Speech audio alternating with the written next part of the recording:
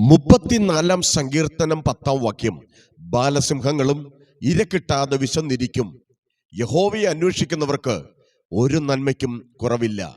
ദൈവത്തിന്റെ ദാസനായ ദാവീദിന്റെ ഒരു സങ്കീർത്തനം അത്രേ 34 സങ്കീർത്തനം. അതിൽ ദാവീദ് കാട്ടിനെക്കുറിച്ച്, കാട്ടിലെ ജീവജാലമായിരിക്കുന്ന സിംഹത്തെക്കുറിച്ച് വ്യക്തമായി രേഖപ്പെടുത്തുകയാണ്. ബാലസിംഹങ്ങൾ ഇരകിട്ടാതെ വിശന്നിരിക്കുന്നത് ദാവീദ് കണ്ടിട്ടുണ്ട്.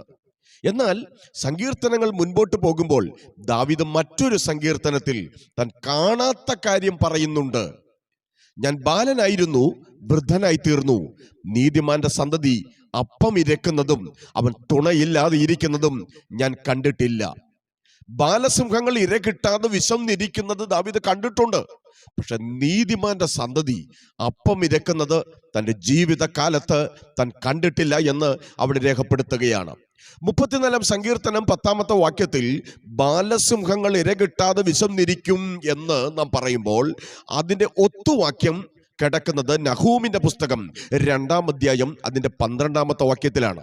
യഹോവയുടെ പുസ്തകത്തിൽ അന്വേഷിച്ചു വായിച്ചു നോക്കിയെങ്കിൽ മാത്രമേ ഒരു വാക്യത്തെ മറ്റൊരു വാക്യം കൊണ്ട്, അതിൻ്റെ ഇണവാക്യം കണ്ടെത്തി അഥവാ ഒത്തുവാക്യം കണ്ടെത്തി നമുക്ക് വാക്യത്തെ വാക്യം കൊണ്ട്, വചനത്തെ വചനം കൊണ്ട് വ്യാഖ്യാനിക്കാൻ കഴിയൂ.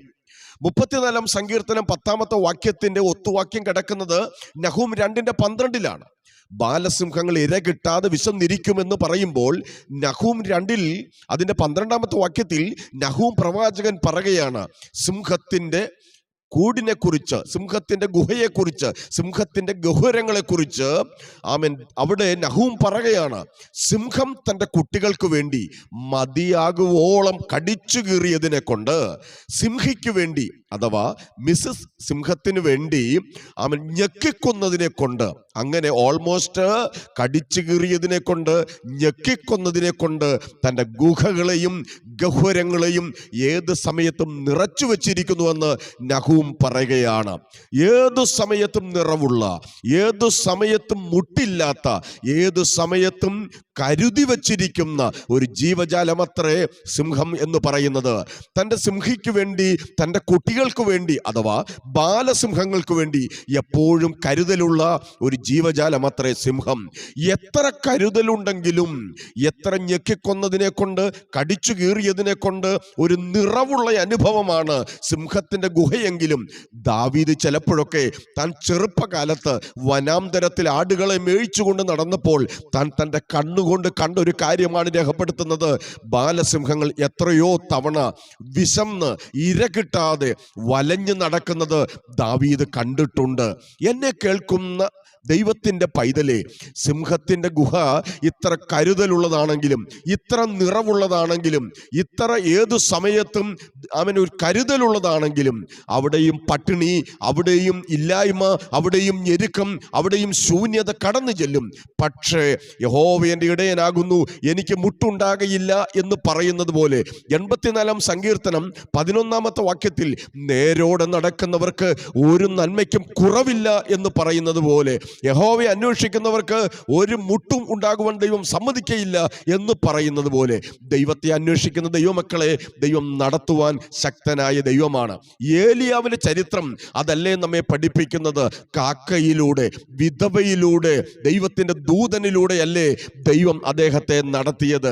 ഹാഗാറിനെ കരുതിയ വിധങ്ങൾ നിങ്ങളൊന്ന് ഓർത്തു നോക്കുക.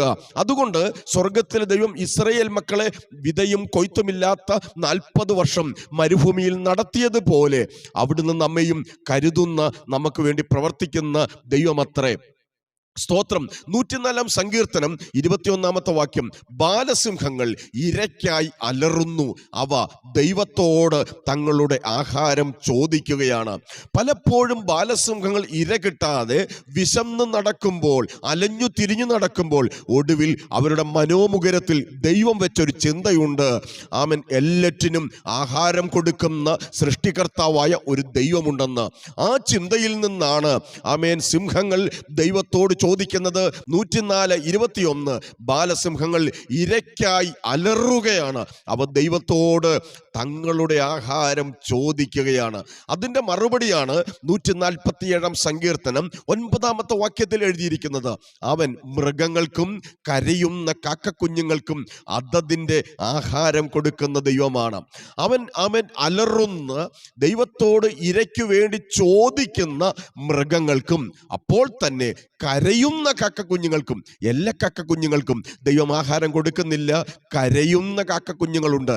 കരയുന്ന കുഞ്ഞിനെ പാലുള്ളൂ എന്ന് എഴുതിയിരിക്കുന്നത് പോലെ നിലവിളിക്കുന്ന, പ്രാർത്ഥിക്കുന്ന, ദൈവത്തോട് ചോദിക്കുന്ന തൻ്റെ മക്കൾക്ക് അവരുടെ ആവശ്യങ്ങൾ അറിഞ്ഞ് ദൈവം പ്രവർത്തിക്കുന്ന ദൈവമാണ്. മൃഗങ്ങൾക്ക് അവരുടെ വായെറിഞ്ഞ്, അവരുടെ വയറെറിഞ്ഞ് അതിനാവശ്യമുള്ള തീനെത്തിക്കുന്നു. കാക്കക്കുഞ്ഞുങ്ങൾക്ക് അതിൻ്റെ വായും അതിൻ്റെ വയറും അറിഞ്ഞ് അതിൻ്റെ കൊക്കിലൊതുങ്ങുന്ന ആഹാരം ദൈവം അതതിൻ്റെ കാക്കക്കുഞ്ഞിൻ്റെ ആഹാരം എടുത്ത് സിംഹത്തിനും, സിംഹത്തിൻ്റെ ആഹാരം എടുത്ത് കാക്കക്കുഞ്ഞിനുമല്ല കൊടുക്കുന്നത്. ഓരോന്നിനും അതതിൻ്റെ തീനെത്തിച്ചു കൊടുക്കുന്ന ഒരു ദൈവം നമ്മുടെ ദൈവം അത്രേ.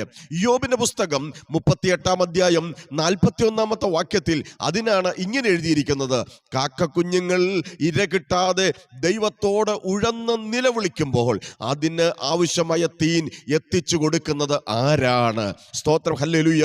സ്വർഗസിംഹാസനത്തിൽ കാട്ടിൻ്റെ ഉൾക്കാടിൻ്റെ ഉള്ളിലിരുന്ന് കരയുന്ന ഒരു കാക്കക്കുഞ്ഞിൻ്റെ കരച്ചിൽ ദൂതന്മാരുടെ സാറാഭുകളുടെ പരിശുദ്ധൻ പരിശുദ്ധൻ പരിശുദ്ധൻ എന്ന ആരാധനയുടെ നടുവിൽ ലോകത്തിൻ്റെ 5 വൻകരകളിൽ ഇരുന്ന് ഉപവസിച്ച് കരഞ്ഞു പ്രാർത്ഥിക്കുന്ന, രാപ്പകൽ തന്നോട് നിലവിളിക്കുന്ന തൻ്റെ വിശുദ്ധന്മാരുടെ ആരാധനയും പ്രാർത്ഥനയും സ്തോത്രവും അതിൻ്റെ നടുവിൽ കയറി വരുന്ന ഒരു കാക്കക്കുഞ്ഞിൻ്റെ നിലവിളിയും സ്വർഗത്തിലെ ദൈവം ആ സിംഹാസനത്തിൽ ഇരുന്ന് അതിൻ്റെ തീന് എത്തിച്ചു കൊടുക്കുന്ന, അതിനാവശ്യമുള്ള ആഹാരം എത്തിച്ചു കൊടുക്കുന്ന ദൈവമല്ലേ നമ്മുടെ ദൈവം? എത്ര നല്ല ദൈവമല്ലേ? ഒരു വാക്യം കൂടെ പറഞ്ഞ് ഈ ചിന്ത ഞാൻ അവസാനിപ്പിക്കാം. 145 സങ്കീർത്തനം 3 വാക്യം: എല്ലാവരുടെയും കണ്ണ് നിന്നെ കാത്തിരിക്കുന്നു, നീ തത്സമയത്ത് അവർക്ക് ഭക്ഷണം കൊടുക്കുന്നു എന്ന് അവിടെ രേഖപ്പെടുത്തിയിരിക്കുകയാണ്.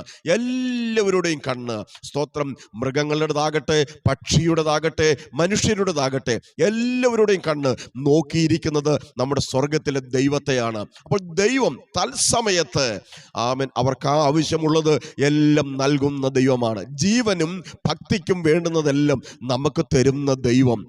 നല്ലവർക്കും കെട്ടവർക്കും സൂര്യനെയും മഴയെയും പെയ്യ്ക്കുന്ന ദൈവം, നമ്മുടെ ആവശ്യങ്ങൾ നടത്തുന്ന ദൈവമല്ലേ? അതുകൊണ്ട് നിങ്ങൾക്ക് എന്നോട് ചേർന്ന് പ്രാർത്ഥിക്കാൻ കഴിയുമോ? നിങ്ങൾക്ക് എന്നോട് ചേർന്ന് വിശ്വസിക്കാൻ കഴിയുമോ?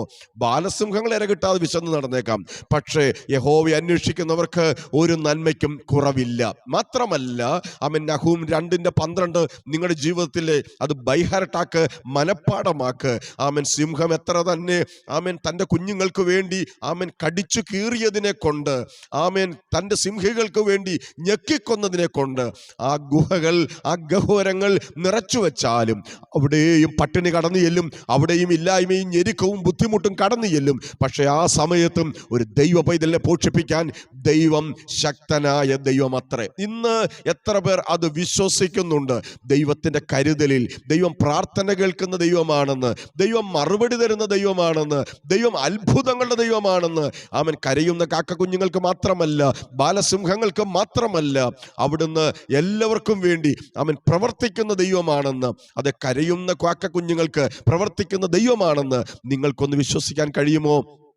ആ കർത്താവ് അത്ഭുതങ്ങളുടെ ദൈവമാണ്. നമ്മെക്കുറിച്ചും ഇങ്ങനെ സാക്ഷ്യം പറയാൻ ഇടയായി തീരട്ടെ. ഞാൻ ബാലനായിരുന്നു, വൃദ്ധനായി തീർന്നു, പക്ഷേ മറ്റുള്ളവരുടെ മുമ്പിൽ അപ്പം ഇരക്കുവാനും തുണയില്ലാതെ ഇരിക്കുന്നതും കണ്ടിട്ടില്ല എന്ന് പറഞ്ഞതുപോലെ സ്വർഗത്തിലെ ദൈവം അപ്രകാരം നമ്മെ നടത്തുവാൻ നമുക്ക് ഒരുമിച്ച് പ്രാർത്ഥിക്കാം. ഞാൻ നിങ്ങൾക്ക് വേണ്ടി പ്രാർത്ഥിക്കാൻ പോവുകയാണ്. ഇങ്ങനെ കരുതുന്ന, ഇങ്ങനെ പുലർത്തുന്ന, ഇങ്ങനെ മാനിക്കുന്ന ഒരു ദൈവസന്നിധിയിൽ നിങ്ങളും ചേർന്ന് പ്രാർത്ഥിച്ചാട്ടെ. കർത്താവേ, ഞങ്ങളുടെ സ്വർഗസ്ഥ പിതാവേ, കേൾപ്പിച്ച നല്ല വചനത്തിനായി നന്ദിയോടെ സ്തോത്രം ചെയ്യുന്ന കർത്താവേ. എത്ര കരുതലുള്ളിടത്തും, എത്ര നിറവുള്ളിടത്തും, വലിയ അനുഗ്രഹങ്ങൾ ഉള്ളിടത്തും ബുദ്ധിമുട്ടും പ്രയാസവും ഞെരുക്കവും കടന്നു ചെല്ലുമ്പോഴും യഹോവയെ അന്വേഷിക്കുന്നവർക്ക് ഒരു നന്മയ്ക്കും കുറവില്ലാതെ അവിടുന്ന് നടത്തുന്ന കൃപകൾക്കായി സ്തോത്രം.